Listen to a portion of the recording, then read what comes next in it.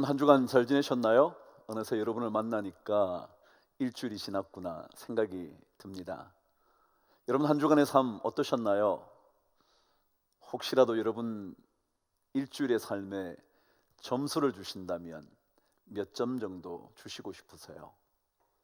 아니, 여러분은 몇 점 정도 받았으면 좋은 삶이라고 생각하시고 계시나요? 자신의 삶을 평가해 보는 일 중요한 것 같아요. 내가 어떻게 살았어야 했는데, 아니라면 그런 삶 참 좋았는데, 평가를 내릴 수 있다면 좋은 인생의 길을 걷고 있다고 보여지죠. 혹시라도 여러분과 저의 삶을 이끌어가는 동력이 뭘까요? 영어는 때때로 이런 단어를 driving force라 그러더라고요. 몰고 가는 힘 말이죠. 무엇이 여러분을 몰고 가나요? 무엇에 의하여 여러분의 삶은 이끌려 가나요? 어떤 힘이 여러분을 끌어당기고 있나요? 혹시라도 돈 때문인가요?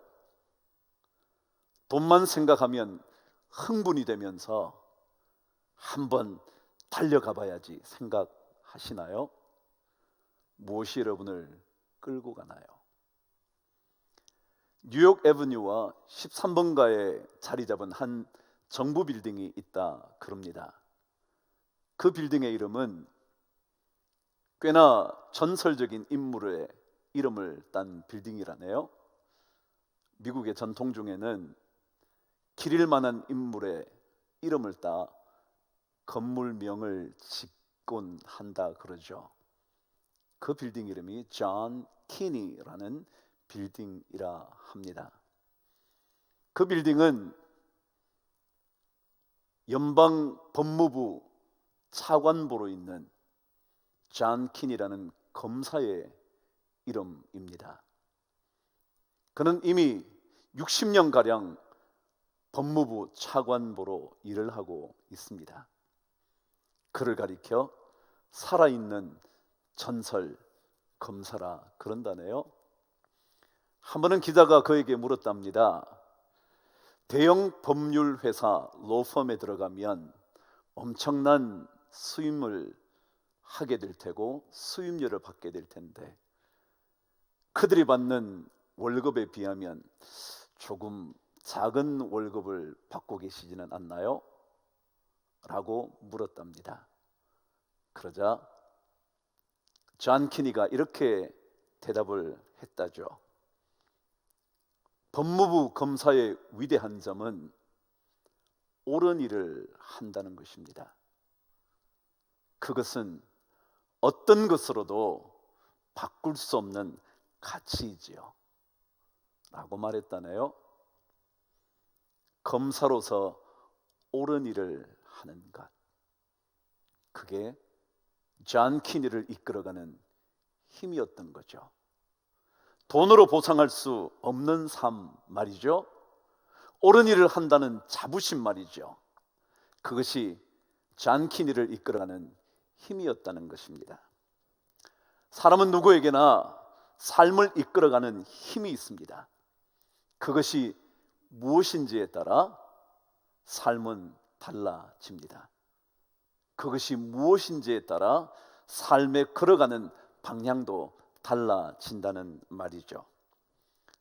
오늘 주님께서 가르쳐 주신 기도는 나라가 임하시오며 라는 기도입니다. 나라, 원문에 의하면 당신의 나라가 임하게 하소서라고 되어 있습니다. 누구의 나라일까요? 당연하죠. 하나님의 나라요. 하나님의 나라가 임하게 되기를 기도해야 한다는 거죠. 무슨 의미일까요? 나라가 존재하려면 땅이 필요합니다. 영토가 필요하죠.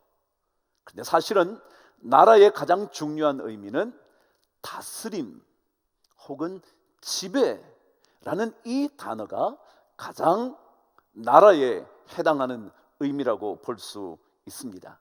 그렇다면 우리는 이렇게 기도해야 하는 것이라 알 수 있을 겁니다. 하나님께서 나를 다스려 주옵소서. 당신의 다스림이 나에게 임하게 하여 주시옵소서 라는 기도가 주님께서 가르쳐 주신 기도일 겁니다. 진정한 그리스도인이라면 어떤 다른 존재보다 하나님의 다스림을 받겠다고 생각해야 할 겁니다. 하나님께서 내 삶을 이끌어 가시도록 나를 허락하는 겁니다. 내가 기꺼이 하나님의 다스림을 받겠다고 고백하는 거죠. 근데 여러분, 다스림을 받으려면 나를 다스리는 대상의 가치를 인정할 줄 알아야 합니다. 다시 말하면 나를 이끌고 가는 그 무엇의 가치를 인정하지 않고서야 그 다스림을 받을 수가 없죠. 근데 만일 다스리는 그 무엇, 나를 이끌어가는 그 동력의 가치를 인정한다면 기꺼이 따라가지 않겠습니까? 레너드 번스타인이라는 유명한 지휘자, 작곡가가 있죠. 근데 그는 늘 음악이라는 그 가치에 대하여 자기 스스로 몸부림치면서 획득하려고 했던 사람이라고 가르쳐 줍니다. 그래서 때때로 그는, 어쩌면 자주 그는 음악이 나에게 오지 않는다고 자기 스스로를 늘 다그쳤답니다. 음악이 내게 오지 않는다고. 그러고는 함께 연주를 하는 단원들에게 말하곤 했다죠. 더 가슴으로 연주해 주세요. 여러분의 이 음악은 여러분의 모든 것을 바칠 만한 가치가 있는 것입니다. 그랬다네요. 연주자들이 연주하는 그 음악이 그 연주자의 진짜 가치가 있는 그런 음악이라고. 여러분, 우리가 하나님의 다스림을 받으려면 하나님의 가치를 인정해야 합니다. 내 삶을 다스리시는 그분의 진짜 가치가 얼마나 놀라운지를 받아들여야 합니다. 그래야 하나님 그분을 쫓아갈 수 있죠. 그리고 그분의 다스림을 고스란히 내 삶 속에 받아들일 수가 있다는 거죠. 여러분과 저는 하나님의 다스림을 받고 싶어 합니까? 여러분과 제 삶의 시간이 하나님의 다스림 속에 있기를 원하십니까? 여러분, 다스리게 되면 다스림을 받는 그 사람은 혹은 그 나라는 속국이 됩니다. 다스림을 받게 되는 속국, 그렇게 말하자면 식민지가 된다는 거죠. 근데 여러분, 식민지의 특징이 뭔가요? 식민지는 자유가 없다는 것입니다. 그렇죠? 일제시대를 경험해 보신 분들은 충분히 이해하실 만한 거죠. 아니, 그것을 경험하지 못해도 들어왔던 사람들은 다 알죠. 식민지의 삶에는 자유가 빼앗긴 삶이라고. 맞아요. 하나님의 다스림을 받는다는 것은 하나님 때문에 내 자유가 빼앗기는 것을 의미해요.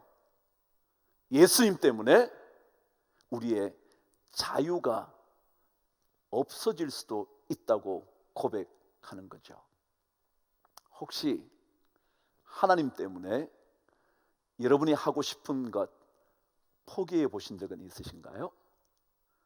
우리 예수님의 이름 때문에 여러분 혹시라도 여러분과 제가 하고 싶은 말을 삼가했던 적은 있으신가요? 이게 주님의 나라가 나에게 임하기를 기도하는 사람의 모습일 겁니다. 하나님의 다스림을 받기 시작하면 하나님 때문에 내 행동에 제약이 일어나기 시작합니다. 자유로워지지 못하는 거죠. 그래서 어쩌면 사도 바울은 직접 감옥에 갇히기도 했지만 자주 자신을 표현하기를 예수 그리스도를 위하여 갇힘받은 나 바울은 이라고 자주 자신을 설명했습니다. 예수님 때문에 내가 하고 싶은 것 하지 못한 채 내 자유를 빼앗겨 버린 채 주님의 다스림을 받고 산다는 의미였을 겁니다. 주님의 다스림을 받는 사람은 자기가 원하는 대로 살지 않습니다. 자기가 말하고 싶은 대로 말하지도 않을 겁니다. 자기의 성격대로 살아야 한다고 말할 수도 없을 겁니다. 왜냐하면 우리는, 그리스도인들은 예수님의 다스림을 받는 사람이거든요. 그 다스림을 받을 때 우리의 삶이 어떠한지 성경은 이렇게 가르쳐 줍니다. 다스림을 받을 때마다 그 사람은 종이지만 자유하게 된다고 말이죠. 그리스도 안에 있는 사람은 종이지만 자유하다고요. 예수의 사람들은 자유를 누립니다. 이상한 이야기죠. 속박을 당하는데도 자유롭다는 거예요. 이게 신비한 역설이죠. 언제인가 박광수라는 만화가가 이런 걸 한 번 쓴 적이 있습니다. 제목이 사랑 그 미친 짓이라는 재밌는 제목의 글을 하나 썼죠. 사랑한다는 거 미친 짓이라는 거예요. 그냥 한번 들어보실래요? 사랑에 빠지면 좋은 것이 많습니다. 하지만 그 반대로 나쁜 것도 많습니다. 사랑하는 사람이 생기면 내가 먹고 싶은 것만 먹기가 힘들어집니다. 내가 좋아하는 만화 가게에도 갈 수가 없게 되고, 일요일에 좋아하는 야구를 하는 것도 눈치가 보입니다. 쉬는 날 늘어지게 낮잠을 자기도 쉽지 않습니다. 생활 리듬이 깨지는 것은 자연스러운 일이 되죠. 그리고 늘 조바심 그 마음이 나를 애태우게 하기도 하죠. 혼자 있을 때보다 지출이 많아지기도 하고요. 훌쩍 떠나는 혼자만의 여행은 감히 엄두도 내지 못하죠. 그래서 사랑이 끝날 때쯤이면 늘 스스로에게 다짐을 합니다. 그 미친 짓을 또 해? 그런데 우리는 아무래도 진짜 미쳤나 봅니다. 그런 굳은 다짐을 잊은 채 또다시 사랑에 빠져드니 말입니다. 여러분, 사랑하면요 여러 가지 제약이 많죠. 제약이 많지만 행복해지죠.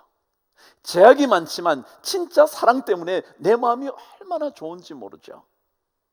사랑하면 제약받는 게 많아져요. 근데 그 제약을 받는다는 것은 결국은 그것으로부터 자유하게 된다는 의미이기도 할 거예요.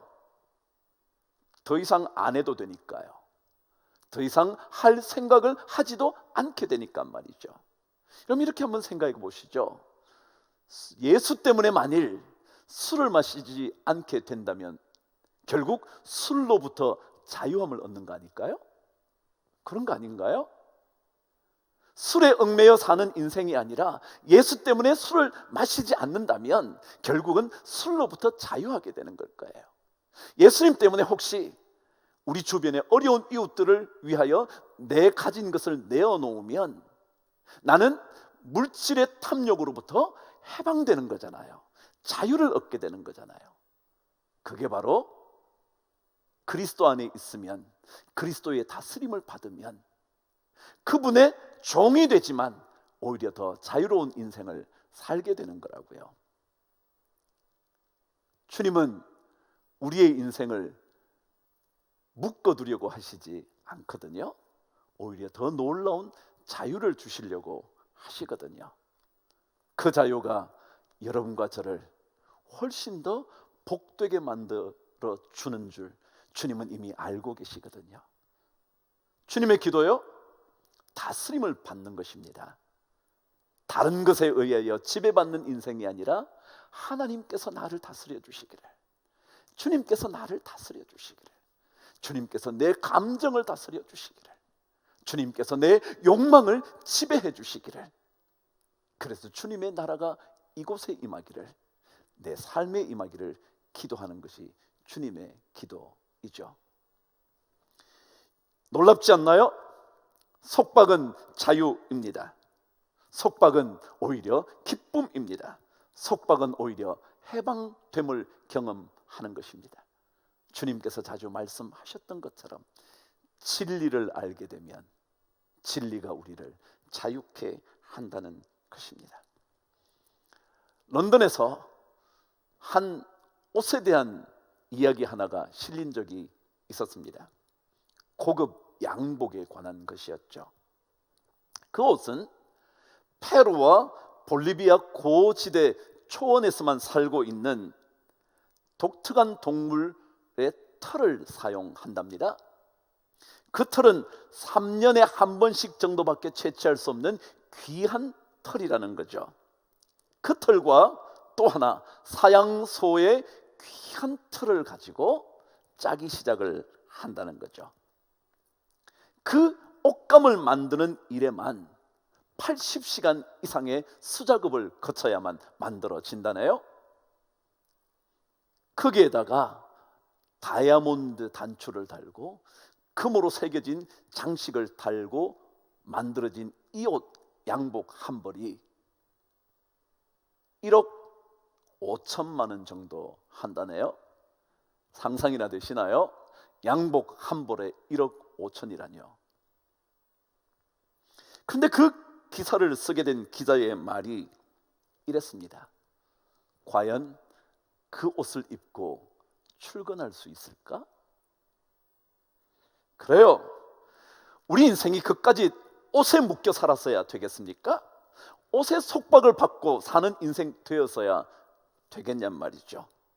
좀 더 비싼 옷, 좀 더 나은 차, 좀 더 큰 집, 거기에 내 인생이 속박되어 지배받는 인생이 된다면 조금은 아쉬운 인생 아닐까요?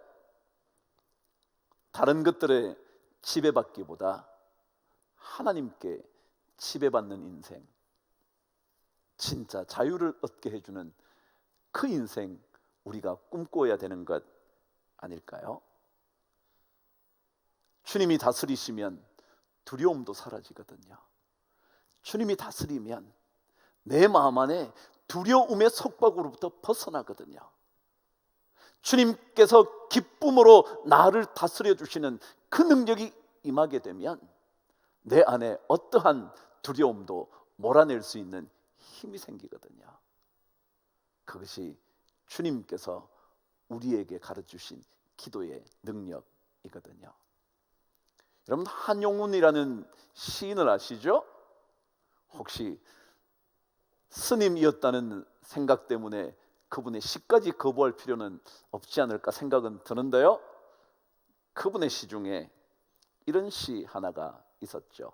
아마도 여러분 다 기억하실 텐데요. 복종이라는 시 말이죠. 제가 한번 읽어드릴까요? 남들은 자유를 사랑한다지만은 나는 복종을 좋아하여요. 자유를 모르는 것은 아니지만 당신에게는 복종만 하고 싶어요. 복종하고 싶은데 복종하는 것은 아름다운 자유보다도 달콤합니다. 그것이 나의 행복입니다. 그러나 당신이 나더러 다른 사람을 복종하라면 그것만은 복종할 수가 없습니다. 다른 사람을 복종하려면 당신에게 복종할 수 없는 까닭입니다 라는 시입니다. 우리가 주님께 다스림을 받아 주님께 복종하게 되면 그것은 자유보다 더 달콤한 인생이 된다는 그런 얘기 아닐까요? 정말 주님의 다스림을 받는 것은 모든 것이 속박되어지는 것, 자유를 빼앗기는 것 그렇게 생각되어질지 모르지만 오히려 더 놀라운 자유를 경험하게 된다는 것, 어떤 자유, 어떤 것보다 더 놀라운 달콤함이 있다는 것 우리에게 말하는 것 아닐까요? 우리는 다른 것에 복종할 수 없습니다. 다른 어떤 것들에 복종하기 시작하면 우리는 하나님께 복종할 수가 없기 때문에 그렇죠. 한용운 시인의 말처럼 다른 사람을 복종하려면 당신에게 복종하기가 어렵기 때문이라는 거죠. 신앙은 하나님의 다스림을 받는 겁니다.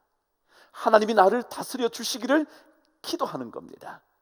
그래서 주님의 다스림, 그 놀라운 일이 내 삶 속에 이루어져서 주님 때문에 나머지 자유를 빼앗겨도 더 자유로운 인생이 되어가는 그 삶. 그래서 우리는 주님께서 가르쳐 주신 이 기도 늘 드려야죠. 하나님의 나라가 나에게 임하게 하여 주옵소서. 나에게만이 아니라 하나님의 다스리심이 우리 공동체 안에, 그리고 우리 주변 사회 안에 나타나게 하여 주옵소서. 그 기도를 우리가 드려야 하는 것 아니겠냐 말이죠. 주님은 우리를 향하여 이 기도를 가르쳐 주십니다. 나라가 임하시오며. 여러분, 우리 함께 이 기도를 주님께 드려보시지 않으시겠습니까? 주님의 나라만이, 주님의 다스림만이, 주님의 지배만이 저의 삶에 필요합니다. 하나님, 다른 것들에 지배받는 인생 끌려다니지 말게 하시고 정말 주님께서 나를 다스리셔서 나에게 진정한 자유를, 주님 다스리시는 그 놀라운 능력을 나에게 베풀어 주옵소서. 이 기도가 여러분의 놀라운 기도 아닐까요?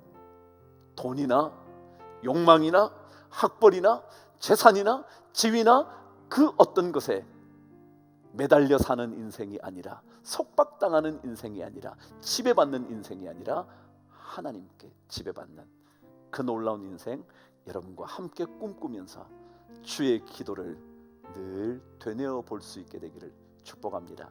여러분, 다음 주에 또 뵙죠. 한 주간 동안 평안하시면서 여러분의 삶을 말씀에 비추어 평가해 보시기를 바랍니다. 다음 주에 또 뵙겠습니다. 안녕히 계십시오.